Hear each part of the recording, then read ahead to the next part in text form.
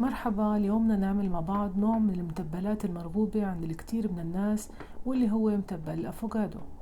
الأفوكادو ثمرة مكسيكية الأصل ومصدرها أمريكا اللاتينية، وهلأ صارت متوفرة ببلادنا العربية. ومثل ما بنعرف قديش الثمرة مفيدة وتعتبر غذاء متكامل تحمي القلب والأعصاب، بالإضافة لفوائدها التجميلية وخصوصا للبشرة. فهي مصدر غني بمضادات الأكسدة، واللي بتساعد على التخفيف من أعراض الشيخوخة المبكرة، وبتخفض مستويات الكوليسترول السيء بالدم، وبتنظم الضغط، وبتنظم مستويات السكر كمان. لهيك خلينا نروح مع بعض ونشوف كيف بتحضر هالطبق الطيب والمفيد، وشو محتاج من مكونات ومقادير.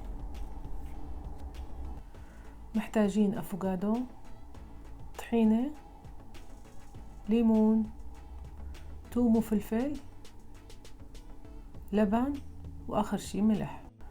بالبداية لازم حبة الأفوكادو تكون معنا مستوية، وبنتأكد إنها مستوية لما نضغط عليها ومنلاقيها طرية، يعني ما بدنا تكون الحبة عجرة، لحتى نقدر نعمل متبل كريمي مثل ما ملاحظين كيف بتقشر معنا بكل سهولة بس تكون مستوية. بالسكينة بنضغط على البذرة منلفها بتطلع معنا بكل سهولة. وكمان في طريقة تانية لتقشير الأفوكادو، بنعملها 4 حزوز وبنقشرها كأنه عم نقشر بردقان. شايفين كيف لما بتكون مستوية بتساعدنا بالتقشير وبتقبع معنا بكل سهولة مثل ما ملاحظين.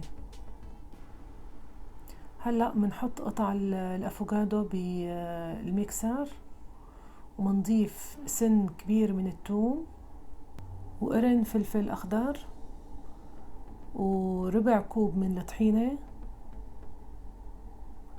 معلقة صغيرة من الملح، عصير ليمونة،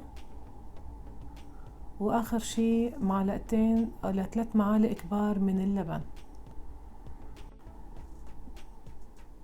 هلا بنخلطهم كتير منيح لنحصل على مزيج سلس وناعم.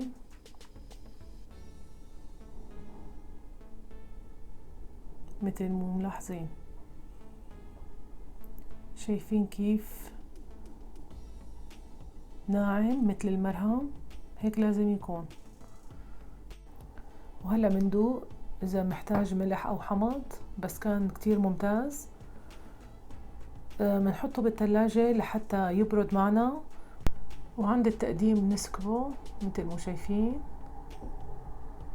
وباستخدام معلقة بنمده بالصحن وبالشكل اللي نحن بنرغبه.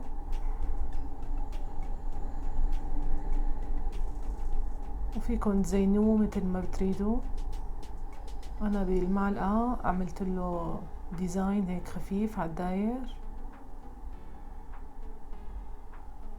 وبعدين بحاول مده اكتر من على الجوانب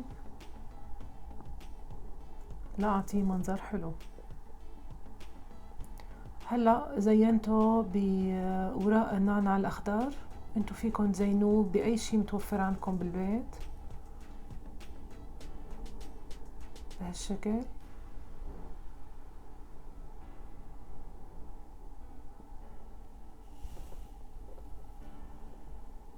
ورشة من السماق تعطيه حموضة طيبة ومنظر حلو.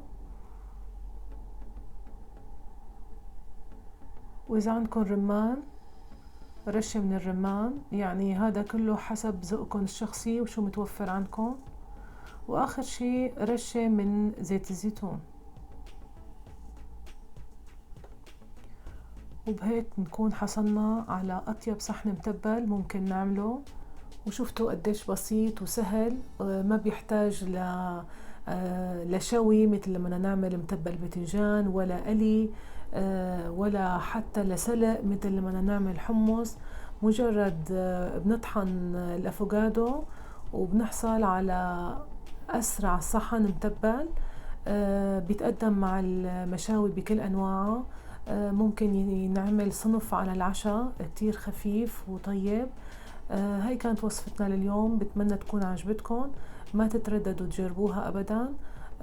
ولا تنسوني من اللايك والسبسكرايب وضغط زر الجرس ليصلكم كل شي جديد عم نزله إن شاء الله. باي باي.